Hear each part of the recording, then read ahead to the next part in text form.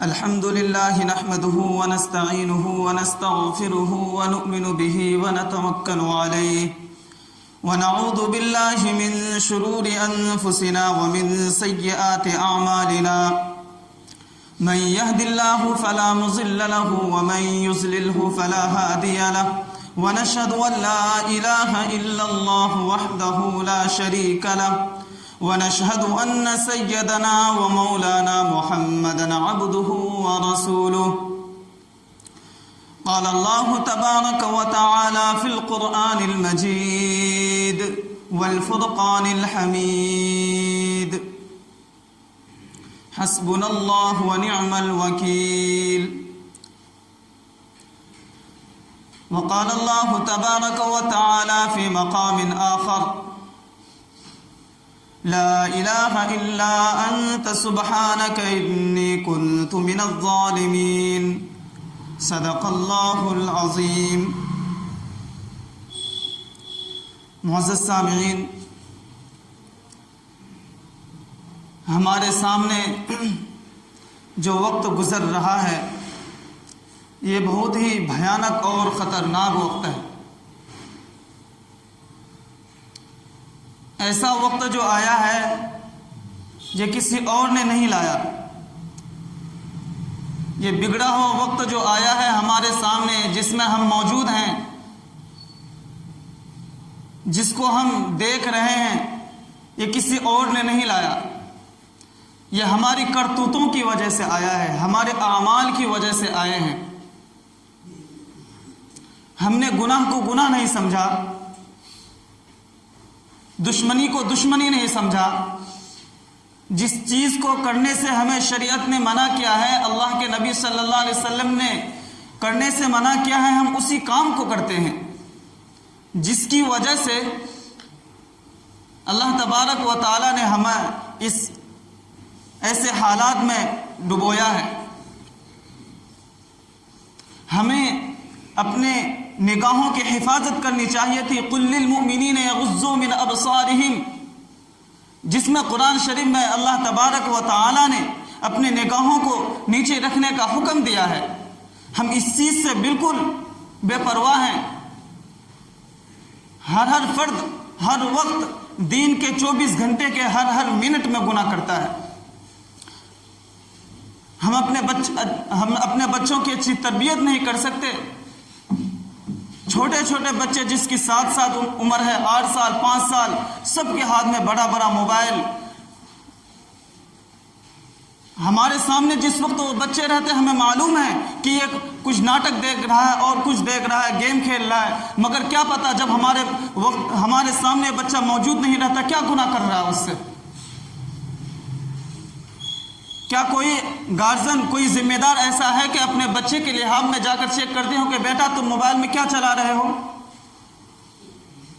ہے کوئی ایسا آدمی پورے امت مسلمہ میں؟ اسی وجہ سے ایسے حالات ہمارے اوپر آتے ہیں. اور ہم نے اپنے اعمال کو بھی سدھارنا چھوڑ دیا. توبہ استغفار کسے کہتے ہیں ہم اسے بھی نہیں جانتے. ہم تو یہ کہہ دیتے ہیں کہ ہم تو دعا مانگتے ہیں، ہماری دعا قبول نہیں ہوتی. کیسے دعا قبول ہوگی جب ہم نے شریعت کو چھوڑ دیا، شریعت مطہرہ کو چھوڑ دیا، جس کو اللہ تبارک و تعالی نے چھوڑنے کا حکم دیا اس کو چھوڑ دیا، تو ہماری دعا کہاں سے قبول ہوگی؟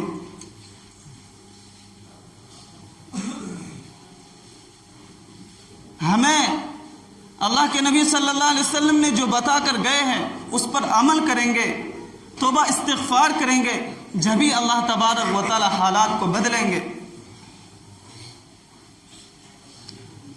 حضرت نوح علیہ السلام، حضرت یونس علیہ السلام کو اللہ تبارک و تعالی نے 3 دن مچھلیوں کے پیٹ میں رکھا. کیا وہ مایوس ہو گئے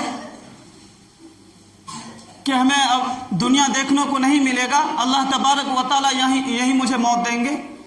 وہ مایوس تو نہیں ہوئے تھے، جبھی تو اللہ تبارک و تعالی نے پھر اسے دنیا میں بھیجا. ہم اس چیز سے مایوس ہو گئے کہ یہ حالات جو آئے ہمارے اوپر، اس سے ہم نہیں نکل پائیں گے.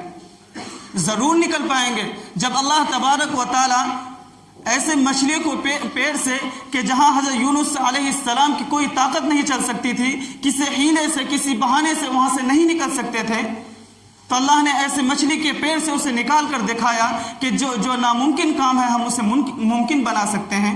تو اللہ تبارک و تعالیٰ نے ہمارے ساتھ ایسے اتنے راستے مہیا کیے ہیں کہ تمہارے اوپر جتنے حالات ہیں انشاءاللہ ضرور یہ حالات کبھی نہ کبھی گزرے گا اور دور بدلتا رہتا ہے۔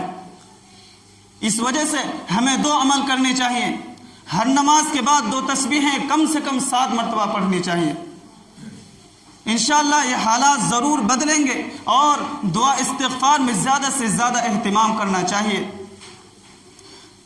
جس تسبیح کو علماء نے آج کل بہت تاکید کرتے ہیں کہ ہر نماز کے بعد کم سے کم 7 مرتبہ یہ تسبیح پڑھنی چاہیے، بہت مختصر ہے۔ حسبنا اللہ و نعم الوکیل، حسبنا اللہ و نعم الوکیل عام آدمی کو یہ تسبیح یاد ہے۔ اور لا الہ الا انت سبحانک انی کنت من الظالمین، آپ کے سامنے حالات بیان کرنے کی ضرورت نہیں ہے۔ ہر آدمی ملک کے حالات کو جانتا ہے، دنیا کے حالات کو جانتا ہے۔ اس وجہ سے ہر آدمی کے اوپر ذمہ داری بنتی ہے۔